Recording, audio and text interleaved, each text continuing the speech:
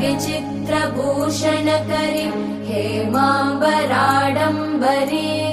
मुक्ताहार विलम्बमानविलसन् वक्षोजकुम्भान्तरे काश्मीरागरुवासिता रुचिकरी काशीपुराधीश्वरी भिक्षां देहि कृपावलम्बनकरी मातान्नपूर्णेश्वरी योगानन्दकरी रिपुक्षयकरी धर्मार्थनिष्ठाकरी